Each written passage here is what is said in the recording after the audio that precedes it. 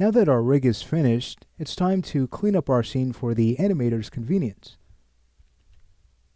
There's basically a few steps to this process. We'd first want to lock and hide any channels that shouldn't receive animation so the animator doesn't have a clutter of keyframes to edit in the graph editor. We'd also want to remove anything from the scene that would be a distraction, so any join objects that we won't animate directly should be removed. Same thing goes for our IK handle. And then we'd want to lock down our mesh so that we can conveniently go in and just grab our animation control. So right now we currently cannot do that at all.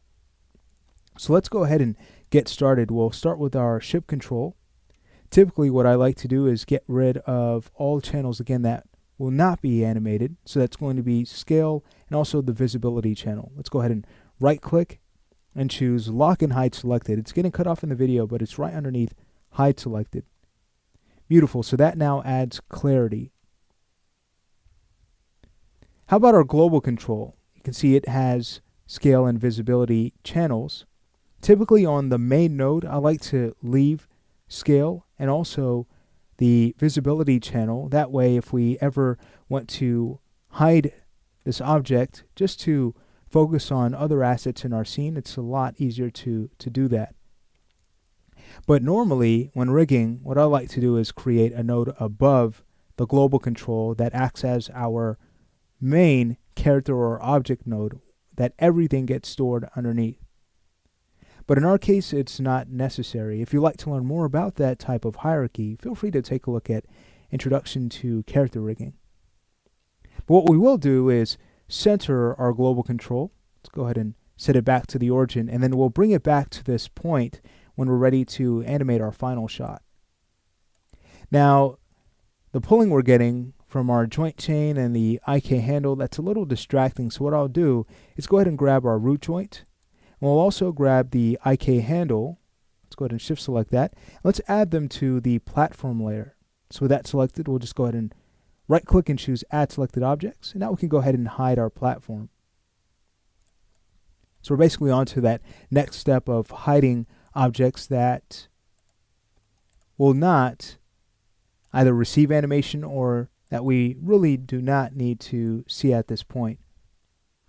So what I like to do is head over to the show menu and first show none. Then at that point, going back to the show menu, and we can tear this off, we could start to bring back the components and the levels we'd like to see. So that's going to be NURBS curves, NURBS surfaces, and also polygonal objects. And remember, we have turned on the groups handle in order to select it faster, so let's go ahead and turn on handles. Great. Alright, so at this point, we can make sure that our mesh is not selectable.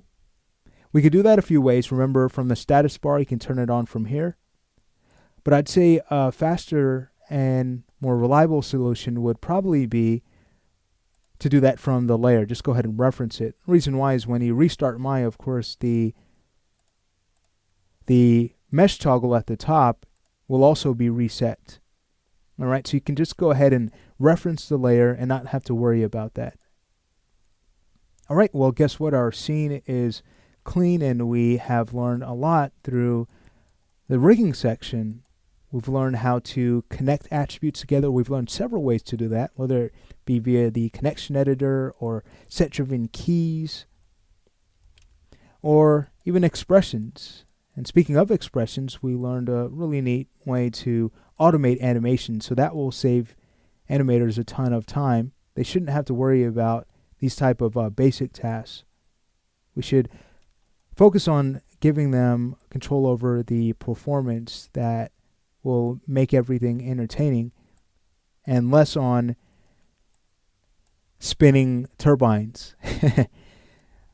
Okay, great. And we've learned also how to just keep our scene clean and animator friendly. If you need to, feel free to refresh on a few of the concepts that we have covered so that you know how to confidently use them to rig your own assets. So that finishes the rigging section, In the next lesson, we move right into animation.